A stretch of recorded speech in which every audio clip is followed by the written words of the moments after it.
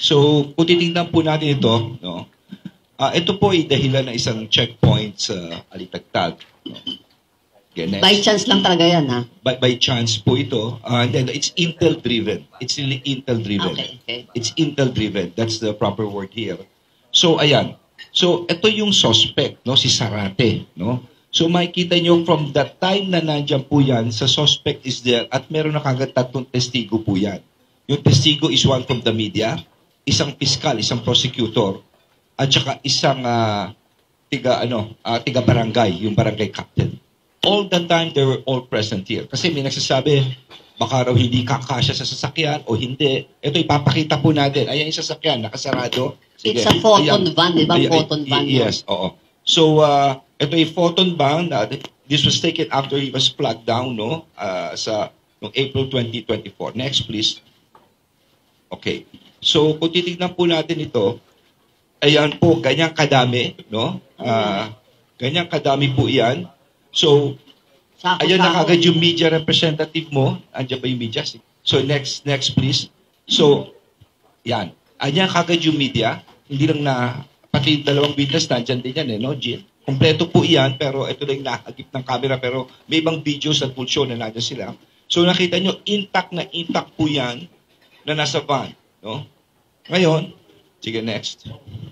Isa-isang binababa po yan. No? So, kung makikita nyo po rito, on that day yan, ha? Yes, andyan yung suspect, andyan yung 3 media, no? On that day, isa-isang binababa po yan. Saan yan, sir?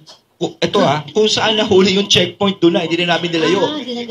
Doon na mismo, tinabi lang doon sa isa sidewalk, ha? Okay. Tapos naglagay na lang ng tolda dahil mainit nga, 40 degrees. Pero yan na yun. Kasi kung ililipat mo ba, baka sabihin ko ano nangyari So, naglagay lamang na, may marker lang na, may sticker lang na sinasabi na, oops, this is all secured.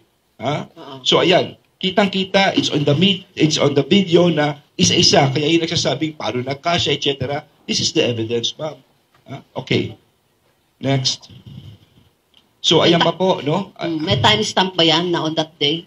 Yeah. At what time? Ayan pa ho. Kasi baka sabihin, video, ano lang yan. Ay, hindi ho. Dahil kompleto makita nyo nasa... Okay. Yeah. Makikita nyo yung media at yung barangay representative. Okay. Yes, sila mismo magsasabi kung anong oras, kung saan po ito, no? Just to point out the fact. Just to point out na may... At hindi lang yun. Ultimo yung arrested na tao nandyan all the time. Andun siya, no? Yung nakaitim na yung pakituro lang dyan. Yan siya yun. So all the time he was there because this is all required by law. Yes, no? I know. Okay. Ngayon, sige, next please. Okay, yan. So isa-isa ngayong tinitimbang yan. Napakahirap niyang timbangan na yan. No? Iniisa-isa mo ngayon yan. Kasi nung pagtingin mo pa lang, dito tayo nagkamali. Sana mapakita mo ngayon sinabi ko na approximate, estimated, ba may papakita ko sa yung sinabi ko. Kasi nung nandun kami, tinawagan nila ako, andun ako sa kumpil ng anak ko. Kinukumpilan siya noon eh. What time? Morning, mga 9 o'clock, no? Mga 9 or 10. Pinapunta nila ako dyan, I receive a call. Sabi niya, may malaking huli po kami. So I went there. When I went there, andun yung PIDEA. Nag-uusap kami. Siyempre, isang tingin mo pala doon sa mga kano kadami yan? Is it 1 ton? Is it 500 kilos? Sabi nung PIDEA, tingin ko, tansya nung namin, estimated namin, mga 2 tons po yan. So, tinanong ni Jean, no? Yan ba estimate mo? Tapos sabi niya, yeah, that's my... Mamaya explain na lang si Jean. Magsabuti si Jean. Kaya nga, I was very, very careful. Yes, I know. You're a careful person. Lawyer, you know your legal, Yeah. Kaya mamaya, during the interview, makikita nyo kung ano sinabi ko doon mismo sa media. Kasi open po ito eh. Open ito. Sige, tapusin muna natin to. So, ito na muna. Tatapusin ko lang po itong presentation namin. So, kung makikita nyo, ganyan po yan. May media, may DOJ, may barangay.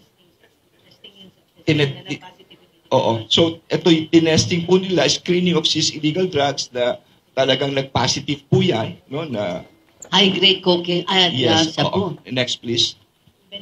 Yan, ito na yung ini-inventaryo pa siya. No? Isa-isa yan. Ayan. Naku, kawawa po itong mga testigong to, ha? 2 gabi. 2 gabi yan. Yang prosecutor na babae, yung barangay captain at isang media representative. No? Nandiyan po sila. Andiyan lang, nakaupo sila. And of course, yung testigo, andun yan, no? Yung suspect, nandiyan yung suspect. Sige, next please. Okay. So, ito na yung on-site inquest.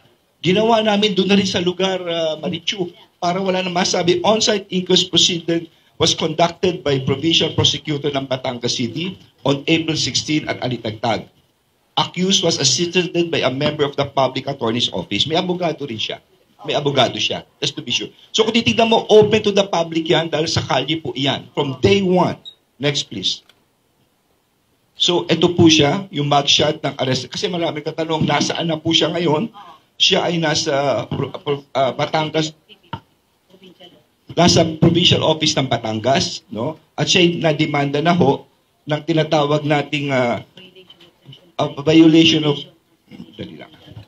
Comprehensive Dangerous Drugs Act, violation of Article 2, Section 5 of RA 9165. Ito yung transporting, no? Illegal transportation of drugs. At kung hindi ako nagkakamali, pati illegal use of car plates, no? Dinimanda rin siya. Ayan po siya. Nakakulong po ang taong ito. Mapuntahan niyo po kasi maraming tatanong, ano na nangyari sa kanya. So, just so alam po natin, no? Ayan lang po. Ngayon, so eto lang po, para malaman nyo lang po na ano ba talaga yung sinabi namin. Kasi nga, at that time, no? Sige lang, Jean. At that time, nung pagkahuli pa lang, doon na yung mga media, lahat. So, tinatanong ko kay Jean, no? Jean, ano ba ito? Sabi niya sa akin, sir, estimate ganito. Jean, paki-explain mo nga kung paano nangyari. Tsaka natatandaan ko, napakinggan ko sa radyo yung interview sa'yo. Sabi mo, still under investigation so I cannot give further details. Oo. Kaya may ingat ka nun eh. Maingat ako. So, ito po yung interview.